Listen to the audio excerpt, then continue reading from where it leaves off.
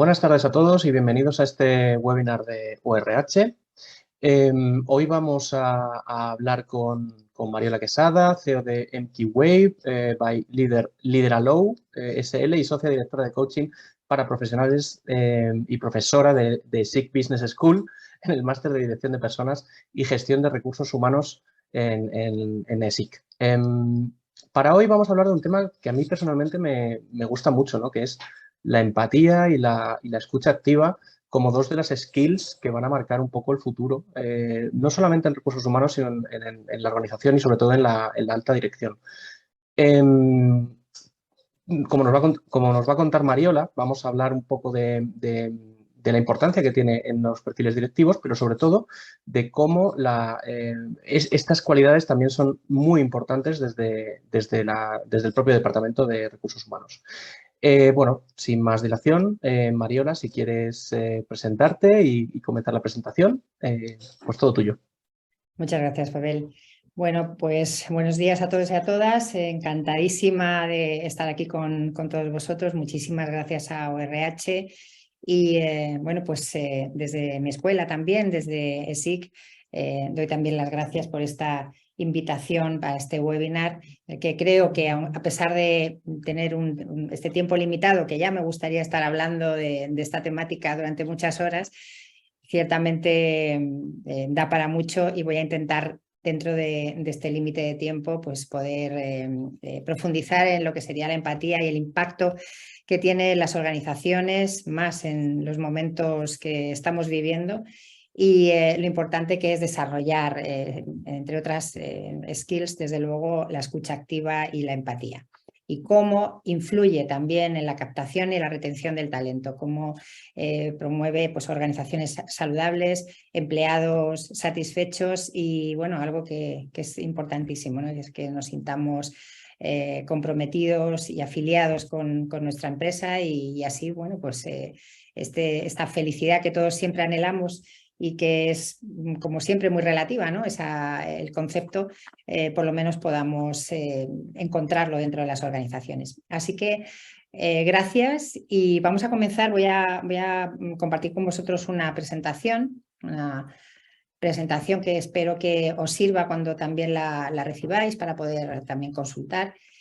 Y como os decía, estamos en un contexto que ya todos conocemos, que es el pospandemia, ¿no? Y en este contexto, pues lo que nos estamos encontrando es que ha cambiado absolutamente nuestra relación con los empleados, ha cambiado nuestra relación con el mundo, la reestructuración de las preferencias también en el ámbito laboral. Hay una búsqueda de los departamentos de recursos humanos de ese equilibrio entre lo personal y lo profesional, aun cuando ya antes existía, desde luego ahora es una prioridad absoluta y hay que también, ¿no?, empatizar con esa necesidad.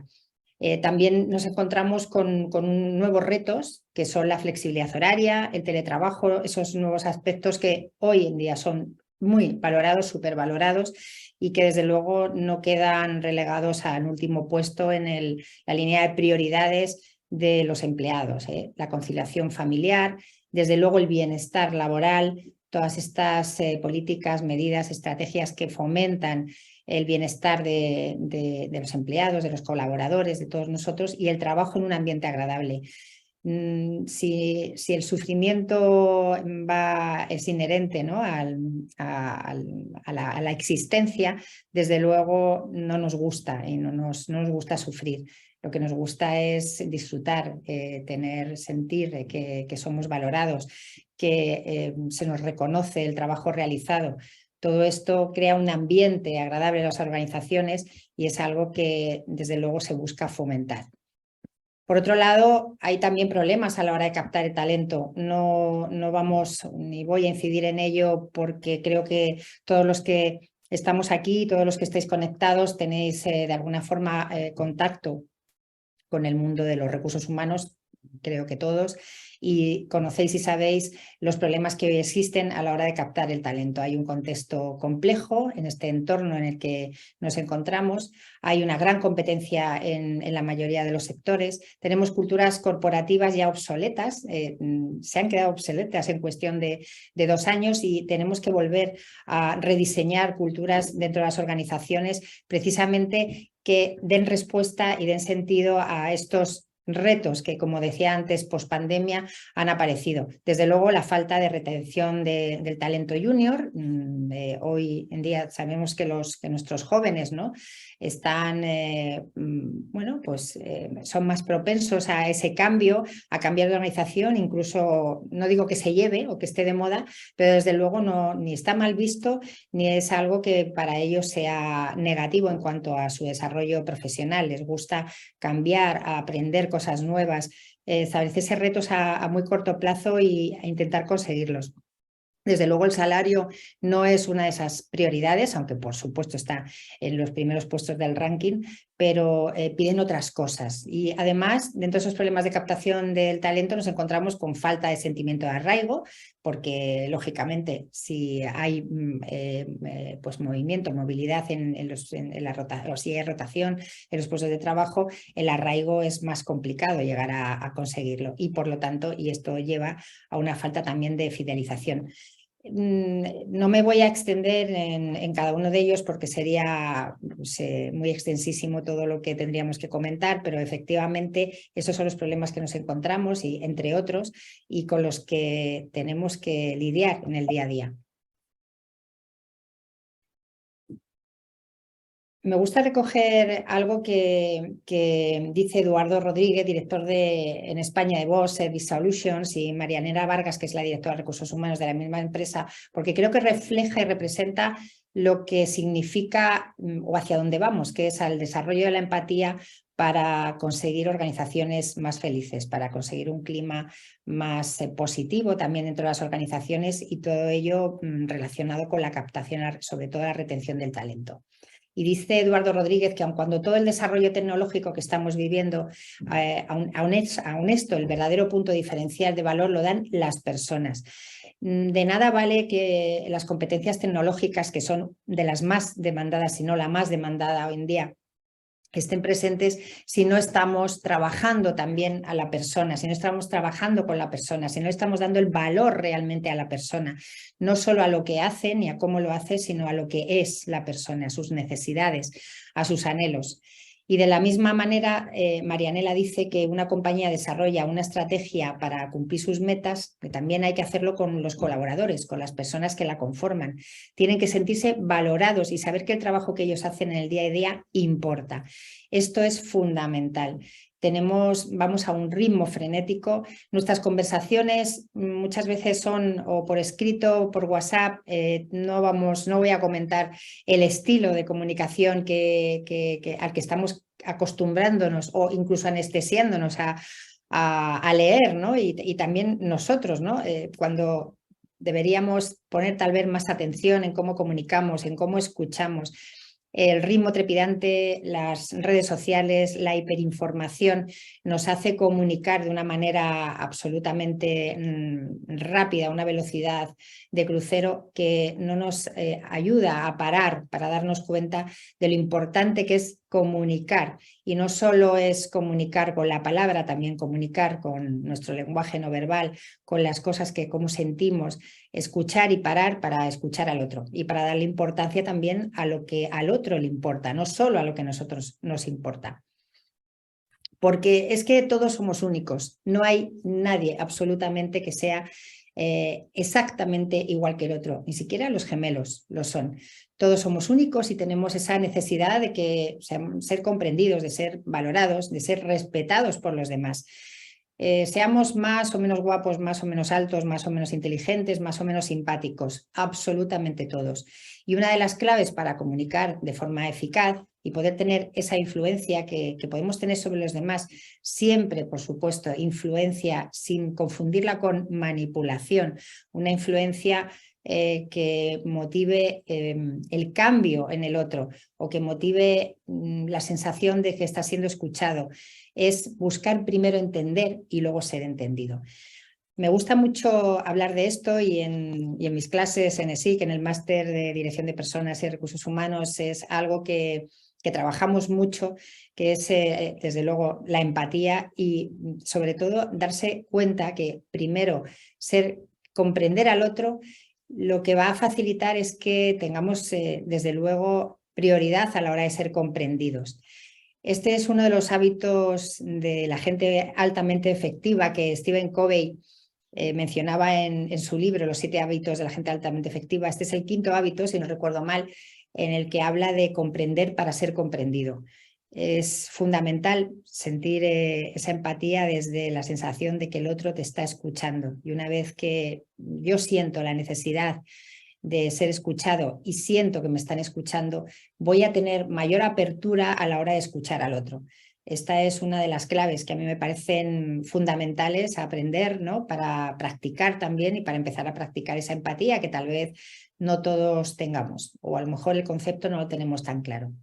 ¿Qué pasa con las personas que son empáticas y se sienten escuchadas? Pues que son más felices, ya lo hemos comentado, y creo que si todos nos ponemos en ese papel, podemos confirmar que cuando sentimos que nuestras parejas, nuestros familiares, nuestros amigos nos escuchan y nos escuchan teniendo en cuenta que estoy hablando de una escucha activa, una escucha en la que no hay juicios o en la que no hay crítica o en la que no hay un consejo, sino simple y llanamente escucha. Es cuando a mí me regalan el espacio de ser escuchada y una vez que he sido escuchada, bueno, pues la conversación, esa comunicación puede derivar en la petición de un consejo, también en la petición de un feedback, ¿no? Una crítica constructiva, positiva o una crítica cualquiera que pueda ser bien encajada y además agradecida. Porque simplemente son más felices los que se sienten escuchados y los que no son comprendidos ni son escuchados, pues son personas que van a buscar, ¿no? Anhelar esa necesidad de ser entendidos por los demás. Todos tenemos, como he dicho antes, somos únicos, todos tenemos nuestras necesidades, nuestras preocupaciones, nuestros anhelos y tal vez si empezamos a ejercitar más esa habilidad, esa competencia de la empatía, de la escucha activa, nos demos cuenta con mayor facilidad de esas necesidades que tenemos enfrente y que con el ritmo en el que vivimos pues difícilmente nos vamos a parar a detectar. La empatía es un proceso psicológico complejo, no es fácil y esto no es algo que se pueda aprender de la noche a la mañana.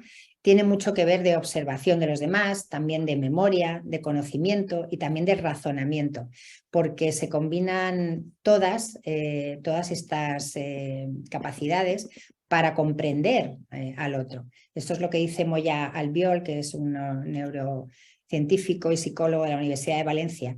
Y en algunas personas es innato, en otros se puede aprender a desarrollar. Esa es la buena noticia. Y de hecho es lo que hacemos cuando trabajamos en habilidades, que es a lo que yo me dedico, en habilidades de liderazgo, de comunicación. Trabajamos ese desarrollo de la empatía, ese darse cuenta de cómo estoy escuchando, si soy una persona que escucha activamente o si simplemente voy por la vida oyendo y nada más. Una de las claves para conseguir esa empatía, desde luego, es esa escucha activa y esto ayuda a la consecución de metas, a mejorar el clima laboral y también a crear un ambiente positivo dentro de las organizaciones, fundamental para retener y para captar también ese talento. Y a pesar de que el concepto de la empatía es, bueno, pues data de muchos años antes, quien realmente le dio mayor impacto, ¿no? al concepto y lo dotó de un sentido que hoy en día es bueno, pues en el que se trabaja, pero desde luego desde el año 1996 se ha desarrollado muchísimo los estudios sobre esta competencia, este skills, es Giacomo Rizzolatti, que es un neurobiólogo que en la Universidad de Parma en Italia en el año 1996 contra su equipo, junto con este equipo que creo recordar que era de 4 personas, realizó un estudio experimentando con macacos y vieron que, bueno, realmente el estudio lo estaban haciendo para ver cómo actuaban a la hora de moverse, ¿no? Realmente lo que estaban estudiando era cómo funcionaba su cerebro con determinadas acciones, ¿no? Y sobre todo estaban observando las acciones en el otro. Y en ese momento, en esos estudios, se dieron cuenta que se activaba una parte del cerebro relacionada con el control del movimiento, y esta es la corteza premotora y el lóbulo parietal. Pero mientras que hacían este experimento, pues descubrieron, este conocido neurobiólogo, conoció junto con su equipo que existía un tipo de neuronas a las que les llamaron espejo, porque se dieron cuenta que se activaban cuando el otro mono se movía para tomar, en este caso, un caramelo. Incluso uno de los científicos entró en la jaula en la que se encontraban los macacos, pues comiendo, y observaron que uno de esos monos hacía exactamente lo mismo. Empezaron a estudiar, se dieron cuenta de que esto era algo diferente a lo que estaban buscando y esperando, y se observó que las neuronas espejo permitían captar la atención de los demás. Este fue el nacimiento de este concepto, y desde entonces se han desarrollado una serie de estudios. La neurociencia es una maravilla, toda la información que nos está dando sobre el funcionamiento del cerebro, la plasticidad y todo lo que podemos aprender, desaprender y reaprender gracias a esa plasticidad, y gracias también a pruebas como son la resonancia magnética funcional y la estimulación magnética transcraneal, que han demostrado que existe un sistema de neuronas en espejo que, bueno, pues que facilitan o pueden demostrar que cuando una persona tiene la intención, por ejemplo, de mirar para imitar, se activan regiones del cerebro, que son las temporales y las prefrontales, como he dicho, que se asocian precisamente con esas neuronas. Esto es lo que Rizzolatti y Craghero en 2004 confirmaron. Esas neuronas no son puramente motoras ni tampoco sensoriales, son las dos cosas, interactúan entre sí y desde luego son el fundamento de la empatía, porque permiten captar no solo emociones e intenciones, sino también ese movimiento del otro. ¿Cuántas veces hemos bostezado cuando vemos a otro bostezar? ¿O cuántas veces hemos imitado un movimiento involuntario cuando hemos visto que otro lo está haciendo? Por ejemplo, pues secarse o quitarse el brillo de la cara. Esto es curioso, pero este experimento lo hice en un curso hace muchos años, ¿no? Pues con un grupo de mujeres que decían pues, que tenía la manía de secarse un poquito el brillo del maquillaje, ¿no? en la piel, y que observaban que cuando lo hacían, otras con las que estaban, pues hacían exactamente lo mismo. Hicimos ese ejercicio y fue curiosísimo, pero efectivamente solemos imitar, y esto es pura empatía, pero también cuando sentimos algo que el otro está sintiendo, cuando sentimos esa emoción, y no es algo que imitemos como un movimiento, sino que lo que estamos es sintiendo una emoción, captando una emoción. Es fascinante, a mí me parece maravilloso. Pero claro, Peter Brook, que como conoceréis es un director de teatro y de cine, decía que sí, que sobre las investigaciones que se han realizado durante décadas a través de todos estos experimentos, tanto los que realizó Rizzolatti, el profesor Rizzolatti, como los que se han realizado después a través de las técnicas de neuroimagen y la resonancia magnética funcional, dijo que con este descubrimiento de las neuronas espejo, las neurociencias han empezado a comprender lo que ya el teatro había sabido desde siempre. Y es cierto, ¿no? ¿Cuántas veces nos emocionamos o imitamos movimientos, acciones cuando estamos viendo una obra teatral o cuando vemos una película? Estas neuronas espejo, esta empatía tan ancestral estaba ya en el teatro, y nuestro cerebro está programado desde luego para imitar las acciones de los demás. Esta programación ya viene de nuestros ancestros de siempre. Hemos imitado una serie de acciones precisamente para poder sobrevivir.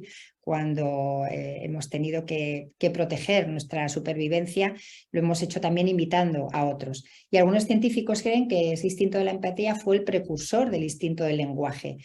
Yo estoy totalmente de acuerdo, ¿no? Cuando vemos una película de cine mudo o cuando vemos una imagen sin ponerle voz, ¿no? Sin ponerle el volumen, estas imágenes nos están transmitiendo unas sensaciones y unas emociones que no tienen por qué estar unidas indisolublemente al lenguaje. El cine mudo, desde luego, para mí es el precursor del instinto del lenguaje. Y viendo estas imágenes veíamos también o desarrollamos también y desarrollamos nuestra empatía. Para mí, desde luego, mayor empatía cuando ves imágenes sin voz que cuando las ves, ¿no? Lo que pasa que, bueno, lógicamente todo se ha desarrollado, ¿no? Y el lenguaje está aquí y nos ayuda también a entender al otro y a empatizar a través del lenguaje. Este desarrollo de las técnicas de neuroimagen, como os decía, ha facilitado de forma espectacular el avance en el conocimiento de esas estructuras cerebrales. Y hoy se puede confirmar, después de muchos estudios, se demuestra que estas estructuras son mayor número de estructuras que están relacionadas con la empatía, como son el córtex prefrontal y temporal, la amígdala, la ínsula y el córtex cingulado. Todas ellas desempeñan un papel fundamental en la amígdala y lo que facilitan o lo que se ha estudiado es que pues al final el ser empático depende de un conjunto de factores biológicos y ambientales. También de la genética y de una sustancia química que es un neuropéptido que modula comportamientos sociales, sentimentales, patrones sexuales y la conducta, que es la oxitocina. Bueno, pues esa sustancia tan importante para la empatía y para las relaciones sociales, ¿no? Ese conjunto de factores biológicos y ambientales frecuentemente interactúan entre sí y pueden ser modificables. No siempre, porque no todas las personas tienen o van a tener las condiciones necesarias para que se puedan modificar. Vamos a pensar en enfermedades mentales. Hay enfermedades mentales que precisamente consisten en la falta de empatía. La genética y también la forma en la que se ha estructurado nuestro cerebro, la educación, cómo nos han educado, cómo nos han tratado desde niños. Y luego, como os he dicho, la oxitocina, que tiene esa relación tan importante con la empatía.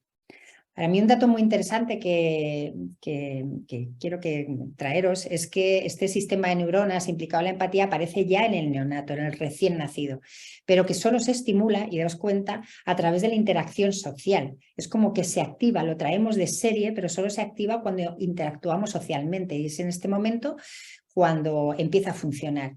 ¡Qué maravilla cuando empieza el bebé, el recién nacido, a mamar, el momento de la lactancia, porque aquí es el momento en el que empieza a estimularse.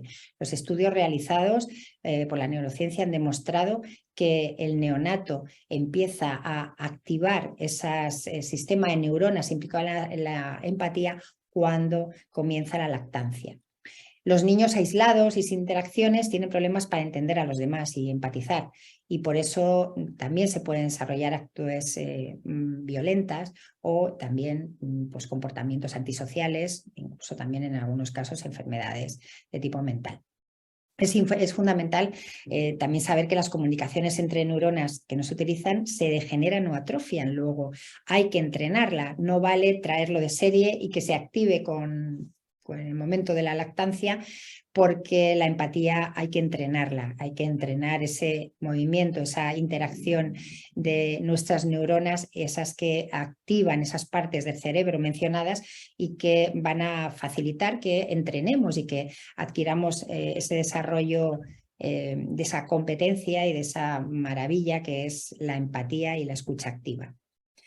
Y es que en el mundo de los negocios parte del éxito depende precisamente de que haya ese entendimiento sólido entre las personas, que entre las organizaciones, porque al final todo esto va a facilitar la consecución de nuestros objetivos, también el desarrollo de un clima positivo dentro de la organización, de un ambiente positivo para el desempeño y por lo tanto del bienestar de nuestros colaboradores, directivos, colaboradores, todos los empleados.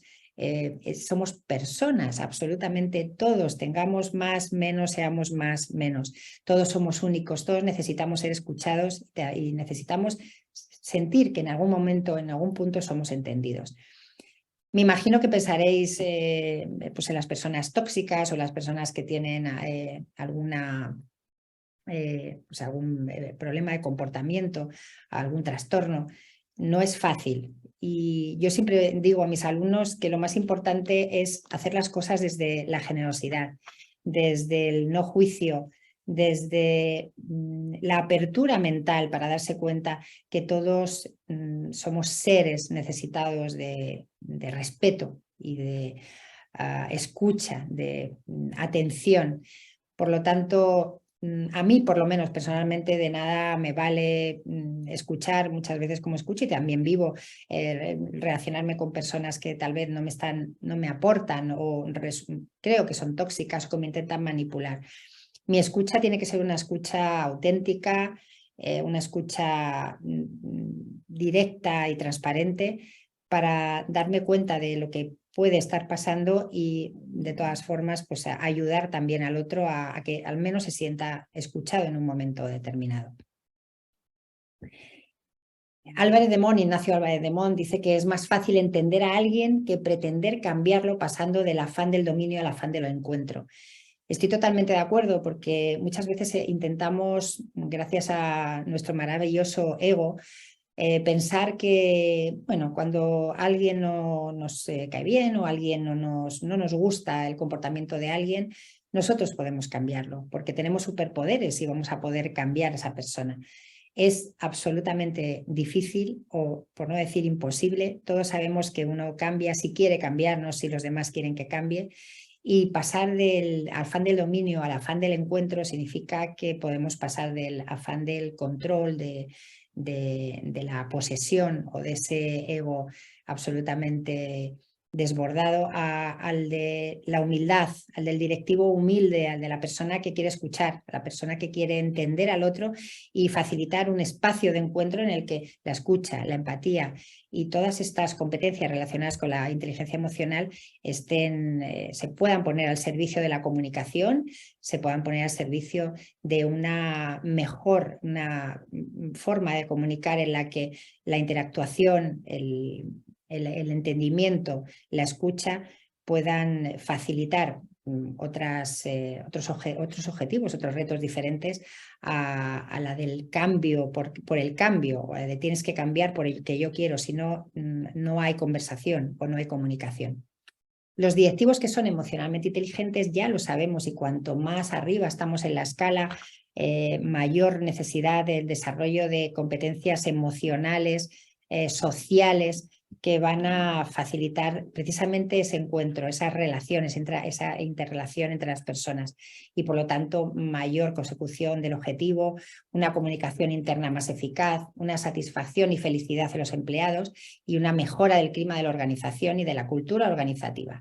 Esto está absolutamente demostrado, porque Goleman y Chernis en 2005 decían que disponer de estrategias y de claves para el fomento de la empatía en el ámbito de las organizaciones contribuye a la cultura organizativa, sea una cultura saludable y también requiere fomentar la comunicación interna fundamentada en esa empatía sincera y auténtica. Esta de la que os hablaba antes, esa empatía o esa escucha desde el no juicio, desde la humildad de yo soy quien soy, pero tú eres exactamente la misma persona que pueda ser yo.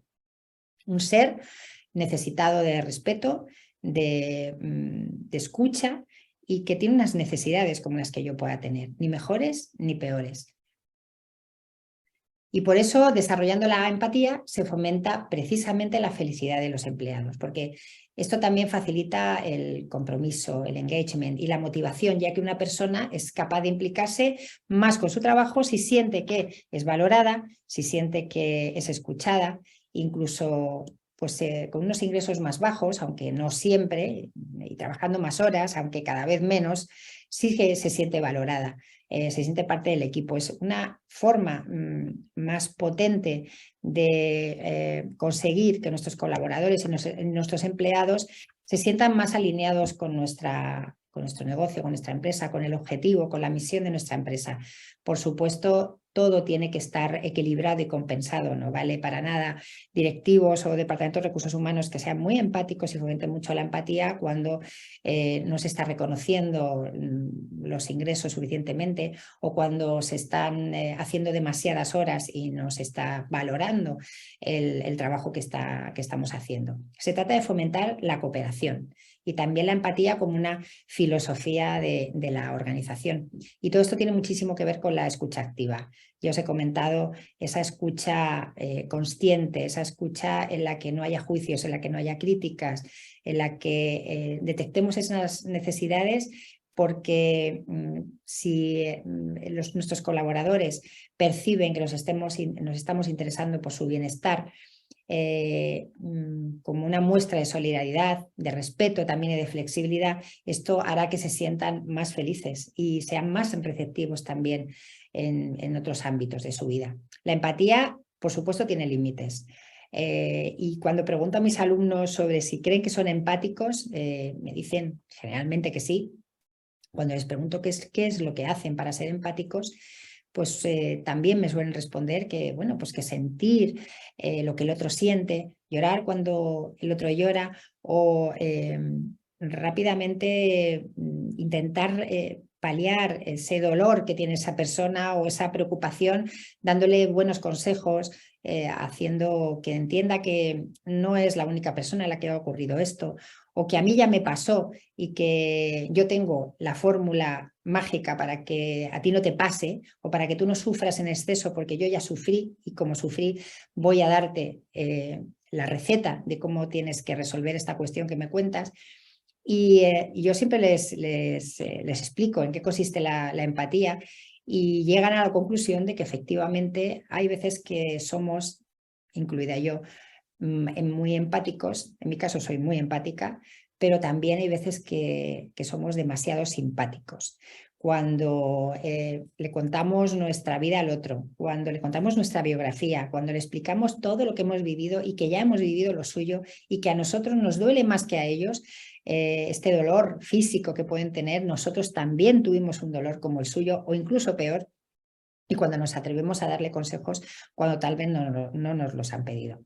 Yo os invito a que penséis cuántas veces habéis dado consejos a una persona, a un ser querido, un compañero, un amigo, a alguien que primero no os lo ha pedido, aunque hayáis creído que os lo estaba pidiendo cuando os contaba su problema, y de esos consejos que habéis dado, ¿cuántas veces habéis comprobado, os habéis dado cuenta que los han acogido a buen grado y además los han aplicado? ¿Cuántas veces cuando habéis dado un consejo os habéis dado cuenta que esa persona ha hecho lo que vosotros le habéis dicho o pedido? Bueno, luego en la fase de preguntas seguramente me responderéis. La distinción entre empatía y simpatía es fundamental. No vale ser siempre o ese concepto de empatía, perdón, en el que todo vale, en el que yo voy a estar constantemente pendiente de tus necesidades, sufriendo contigo lo que te ocurre, siguiendo tu sufrimiento, tus necesidades, tus peticiones, aceptando cualquier petición porque entiendo que cuando me pides algo es porque lo necesitas o porque sientes que lo necesitas. Eso no es empatizar. Empatizar es escuchar al otro, es detectar sus necesidades, compartir que se sienta mal, pero no necesariamente sentir exactamente lo mismo que está sintiendo.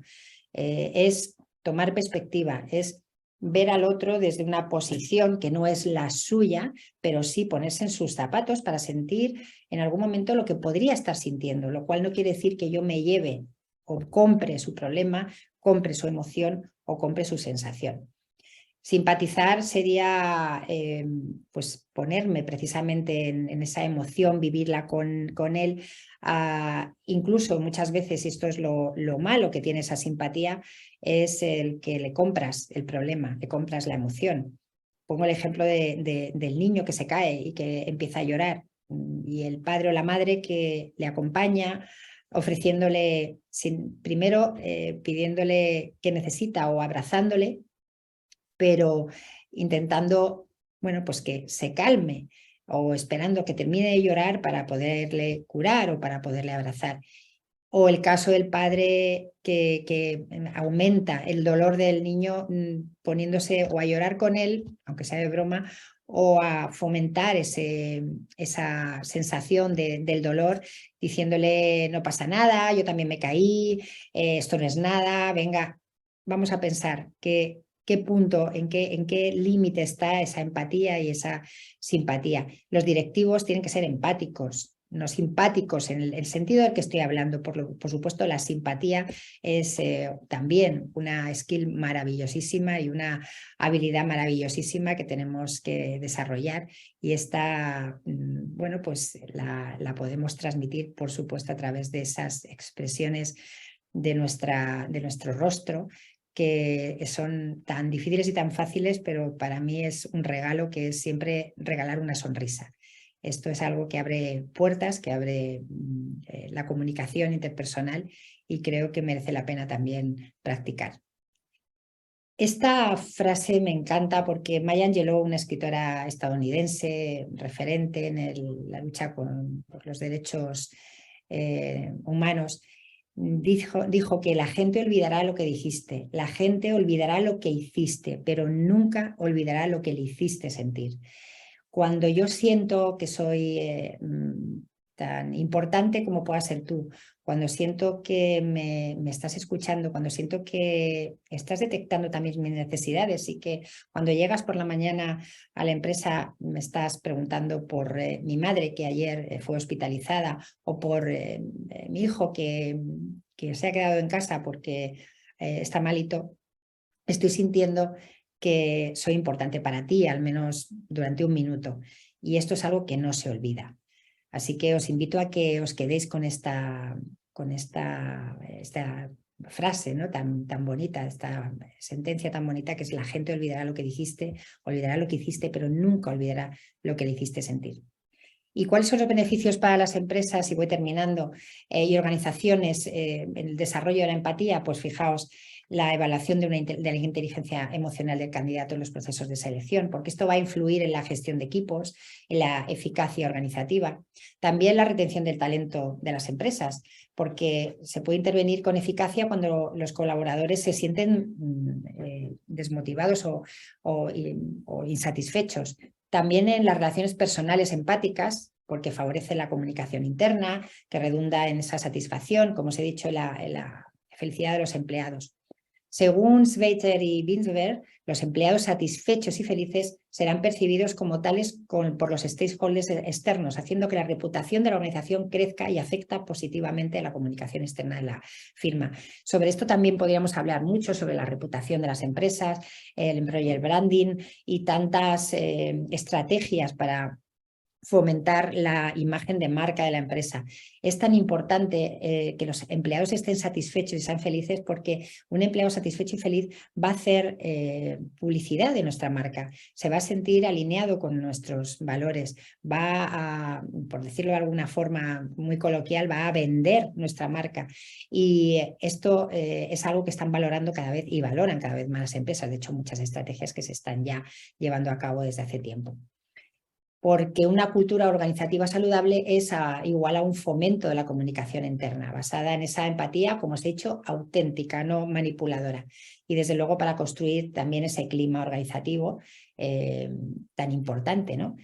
Porque hay que tener en cuenta que, y en las empresas, en las organizaciones, esto es algo que trabajamos mucho, porque a pesar de que parezca que estamos a nivel organizacional muy desarrollados en este tipo de competencias, de lo que nos damos cuenta es de que hay un trabajo muy importante por hacer. Hay que entrenar continuamente. No me vale un taller de un fin de semana o de final de año como regalo a los empleados en el que trabajemos, nos divirtamos.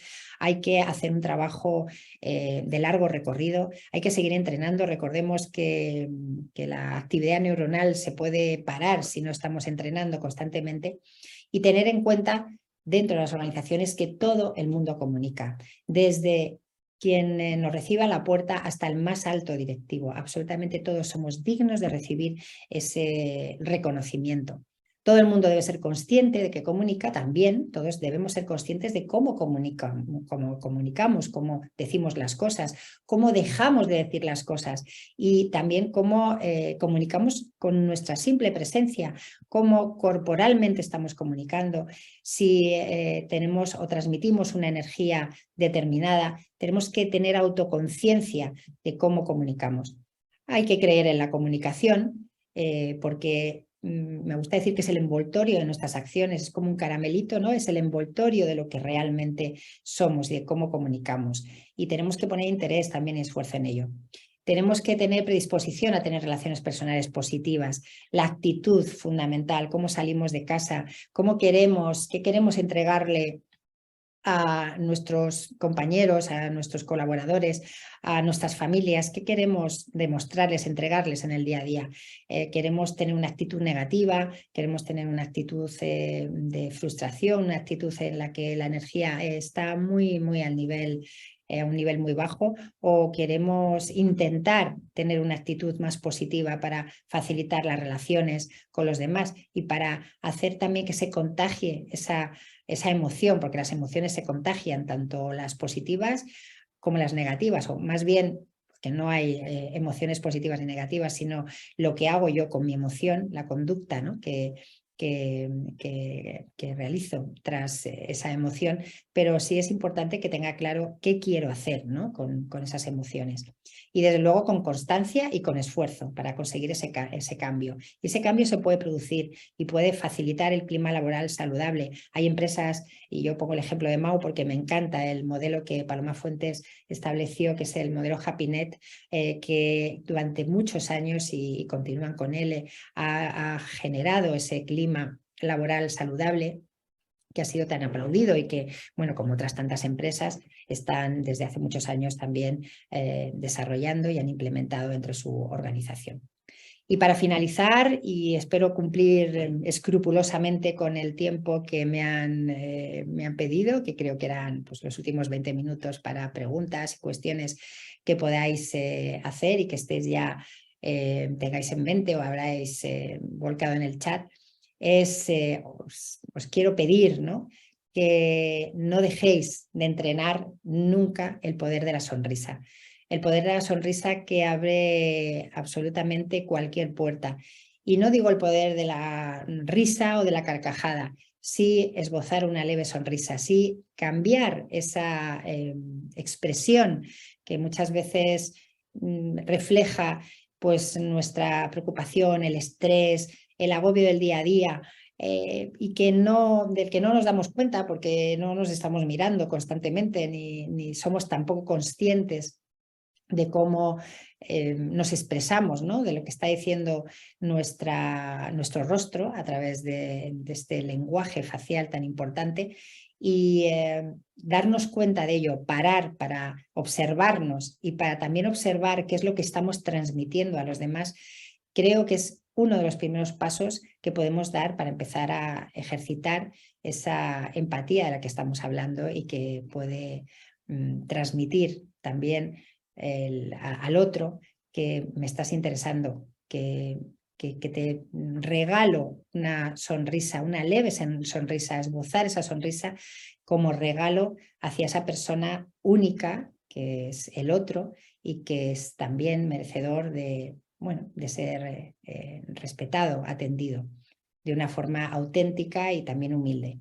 Así que hoy pues os pediría que si en algún momento del día tenéis esa oportunidad, no solo de tener esa conversación en la que os riáis con alguien, sino de esbozar una leve sonrisa a esa persona a la que nunca se os hubiera ocurrido regalarle ese momento y observar también cuál es su respuesta ante esa expresión vuestra que es un regalo para ella, creo que os va a devolver una información muy poderosa. Gracias por vuestra atención, por vuestra participación seguro y espero, bueno, pues que nos veamos en otros ámbitos, también aquí por supuesto, pero también nos podamos ver en cualquier evento, en cualquier reunión, en cualquier curso máster y que me podáis saludar y yo también saludaros a vosotros. Muchas gracias.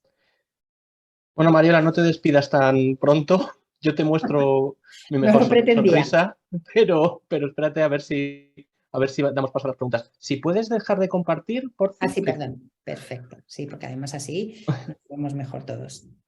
Perfecto. Oye, interesantísimo. De verdad me parece, es un placer escucharte, sinceramente. Todo lo que comentas es súper interesante. Vamos a abrir el turno de preguntas, así que voy a animar a la gente que haga preguntas, pero yo me voy a reservar un par de ellas, si me lo Muy bien, permites, ¿vale? estupendo. Y así hacemos un poco de tiempo para que la gente empiece a mandar sus preguntas. Bueno, a ver, lo primero que te tengo que decir, me ha parecido súper interesante la diferenciación entre empatía o simpatía o esa empatía extrema, ¿no? Que hay que controlar, ¿no? Que hay que saber controlar. Y me parece interesante porque a mí me pasa lo mismo muchas veces decimos para intentar empatizar, hay veces que es verdad que termina provocando rechazo en el otro, ¿no? Yo creo que es ¿no? Si alguien te está diciendo todo el rato, a mí me pasa lo mismo que me estás contando, todo el rato, pues al final termina generándote mucho rechazo, ¿verdad? Efectivamente. Mm. Sí.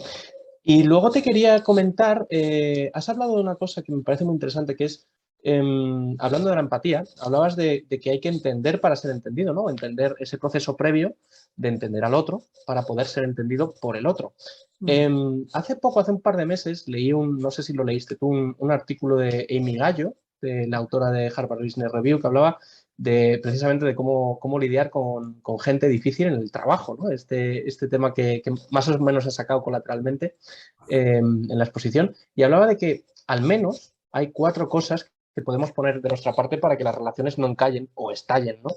Que sería asumir, es que va muy en la línea de lo que comentabas y por eso me ha gustado mucho, me he acordado justo cuando lo decías. Asumir que tu punto de vista no siempre es el correcto, es el primer paso. Ver ver el conflicto como un problema que resolver en conjunto en lugar de una confrontación. Evitar poner verde a los demás a sus espaldas. Esto es un Absolutamente. clásico. Y tratar de cambiar una dinámica a una dinámica que os funcione. Entonces, no sé si estás de acuerdo, qué Totalmente de opinas. acuerdo. Totalmente de acuerdo, Pavel. Con las personas difíciles, y yo sé que en todo momento, porque está en mi mente y creo, ¿no? E imagino que habrá estado en mente de muchos, porque, bueno, nuestra vida es la que es, ¿no? Y esto es un ecosistema en el que nos encontramos personas que somos verdaderos enamorados de la comunicación, personas a las que no les gusta tanto comunicar, personas a las que les gusta llegar a acuerdos, personas que lo único que les gusta es luchar y ganar. Y tenemos que lidiar, como tú has dicho, con gente difícil. Y nosotros también somos difíciles para otros. Es que es así. Yo puedo creer que no soy difícil y que lo que tengo es a 2 personas difíciles trabajando conmigo, pero tal vez sea yo la difícil para ellos. Como tú bien has dicho, y gracias a este artículo, yo coincido totalmente en que primero tengo que pensar que yo tengo mi punto de vista, el otro tiene su punto de vista y cada uno somos únicos. De ahí que haya repetido tantas veces esto, porque me parece fundamental. Y además, porque creo que, bueno, pues cambiar las dinámicas, lo último que has dicho es importantísimo, cambiar una dinámica. Si estamos en una situación tóxica o difícil, vamos a dejarlo en difícil, y hacemos siempre lo mismo, difícilmente van a cambiar las cosas, van a ir muy probablemente a peor o se van a estancar o se van a quedar ahí enquistadas. Voy a hacer un cambio. Cuando hablaba del poder de la sonrisa, ya sé que me diréis, está loca a estas alturas, vas a sonreír a alguien que lleva todos los días mirándote con mala cara o que no facilita el trabajo o que no te cumple con el objetivo.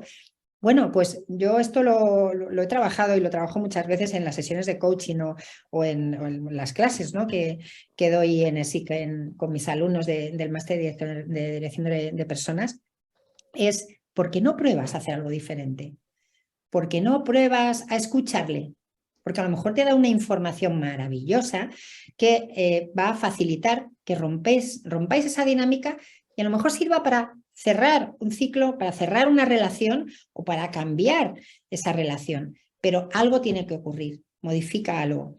Y puede ser tan fácil como preguntarle precisamente por cómo está su hijo, si es que has escuchado algo o alguien te ha dicho que su hijo está mal o que ayer no vino porque su hijo está mal, o oye, ¿te has cambiado el color de pelo?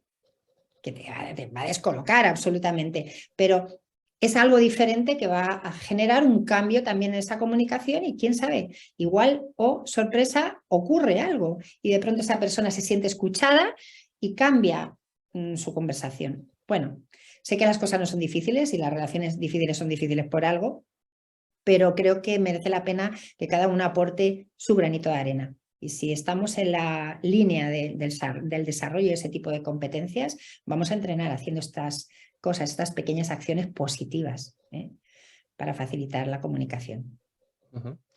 Pues perfecto, vamos, coincido completamente, vamos. Nos preguntan, pregunta real, ya no es mía, nos preguntan, nos hacen un estudio que no me ponen la referencia, pero bueno, otro estudio de Harvard Business, supongo Harvard Business Review, que dicen que por sorpresa, a veces las personas que han vivido algo parecido a lo que nosotros hemos vivido, no nos apoyan o sienten menos empatía que una persona que no ha vivido ese proceso. Es decir, imaginemos que yo he vivido el mismo proceso que ahora mismo me vas a contar tú, lo que sea, un accidente de tráfico o una pérdida, un duelo, una pérdida de un familiar, lo que sea, que dice, claro, dice, como lo han vivido y lo han solucionado, saben que no es tan significativo, tan importante, no tiene tanta relevancia para ellos, evidentemente, a nivel personal.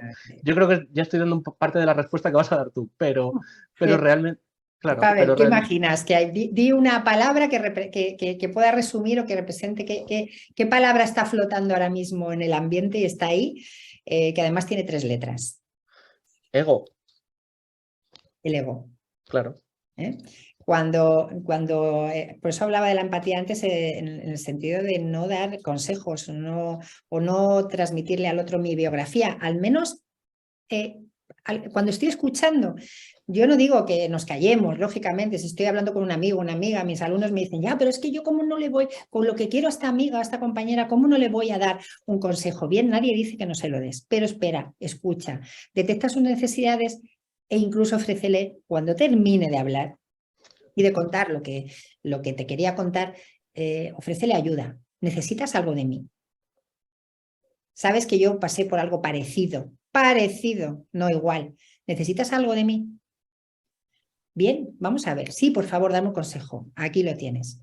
Ahora, cuando lo que nos encontramos es personas que, aun viviendo una situación dramática o traumática, resulta que no empatizan con nosotros porque como ellos ya lo vivieron, ya lo pasaron, incluso fue mucho peor lo que pasaron ellos que lo que ha pasado el otro, no empatizan porque consideran que no es tan importante.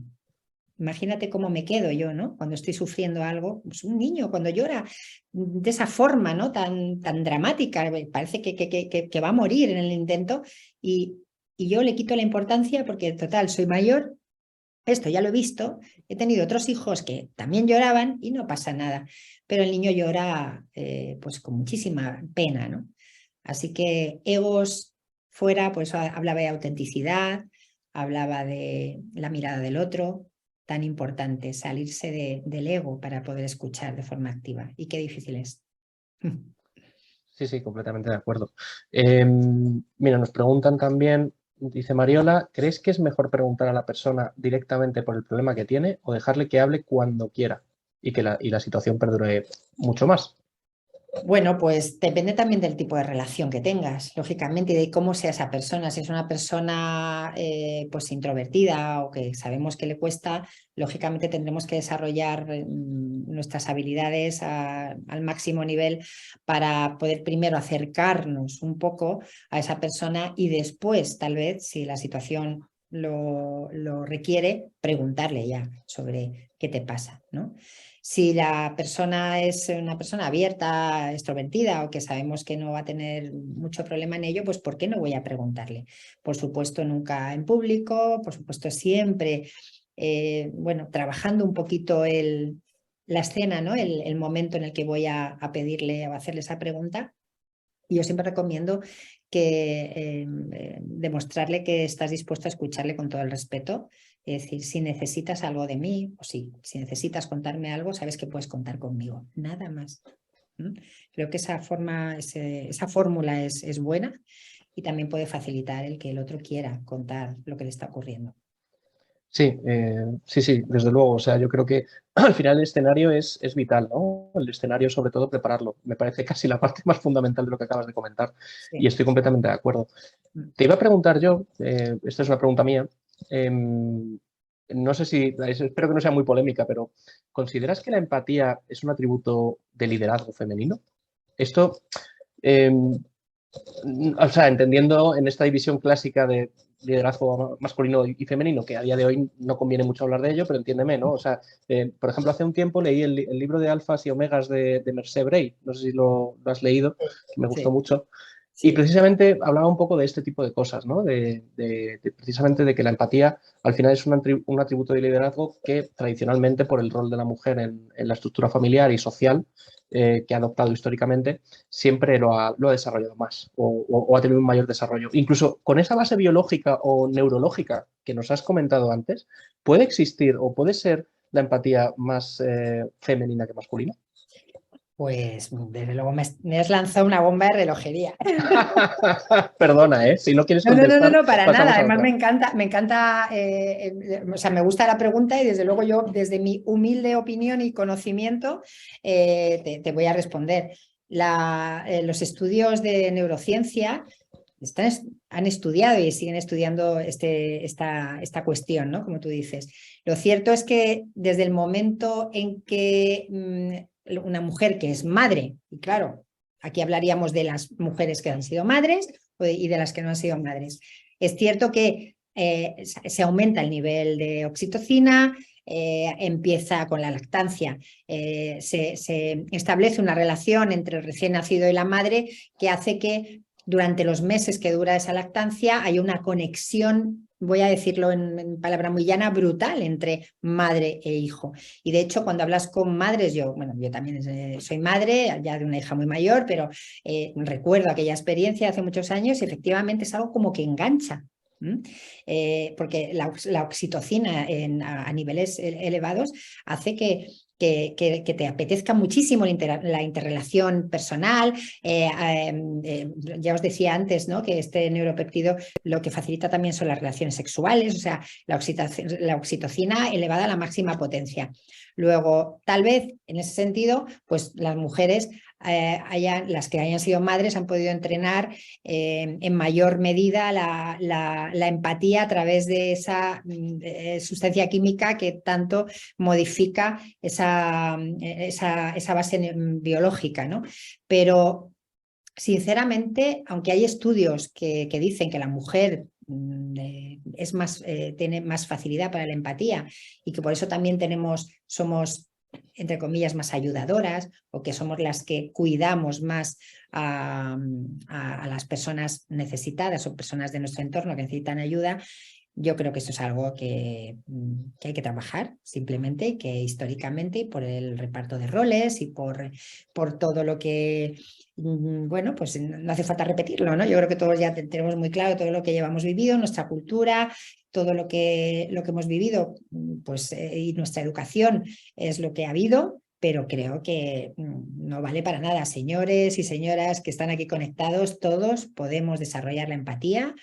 Yo conozco a muchos hombres que son mucho más empáticos que muchas mujeres.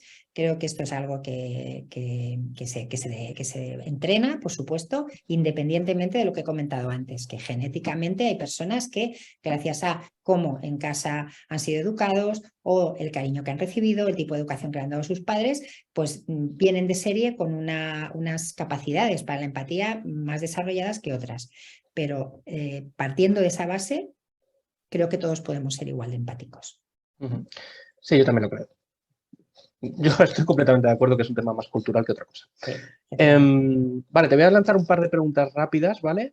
Una que me están pasando por aquí, que es, ¿la encuesta de clima es suficiente como un método de escucha hoy en día? ¿La encuesta de clima clásica de 90 preguntas, etcétera? ¿O bueno, hay que trabajar mucho más? yo creo que hay que trabajar mucho más. O sea, la encuesta de clima da una información fundamental, ¿no? Para precisamente darse cuenta de cómo está la temperatura y el clima de una organización, pero después hay otra serie hay modelos, ¿no? de seguimiento, de medición, precisamente para medir la felicidad de los empleados o el bienestar de los empleados y ver si efectivamente bueno, pues el desarrollo de todas estas skills dentro de las organizaciones está facilitando el que los empleados se sientan valorados, escuchados y no vale solo con ello, desde luego.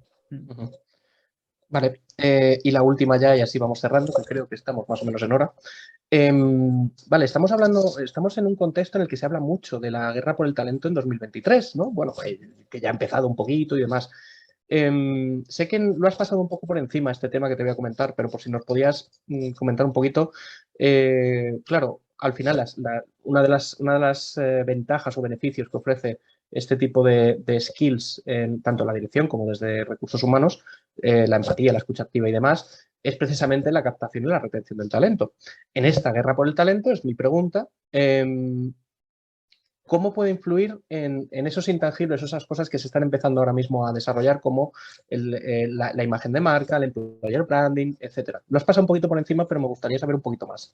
Sí, porque me hubiera encantado profundizar en ello, de hecho era mi intención, pero con el tiempo que teníamos me parecía que tal vez ya no iba a ser suficiente, ¿no? Pero efectivamente es muy importante poder, para retener, para captar el talento, poder demostrar como organización que reconocemos las necesidades de nuestros empleados, que damos soluciones, que somos flexibles. Yo creo que la flexibilidad aquí es fundamental, que hay flexibilidad para entender las necesidades que podamos tener cada cual y también, lógicamente, como grupo, ¿no? Para captar el talento, desde luego, a través de la imagen de marca, el employer branding, que está tan, bueno, pues cada vez estamos trabajando más en ello y las empresas, las organizaciones, pues han puesto mucho empeño y muchísimo presupuesto en ello. Y bueno, pues a través de las interacciones también, a través de las redes sociales, cómo llegar al empleado, al candidato, mejor dicho, de qué forma llego al candidato por un canal diferente al que estamos acostumbrados a llegar para retener, para captar, perdón, ese talento que nos está costando tanto conseguir. Luego, yo creo que ahí es donde está la clave, ¿no? En trabajar ese tipo de estrategias, de políticas para poder captarlo. Ahora, esa guerra está ahí, vamos a ver qué pasa en 2023.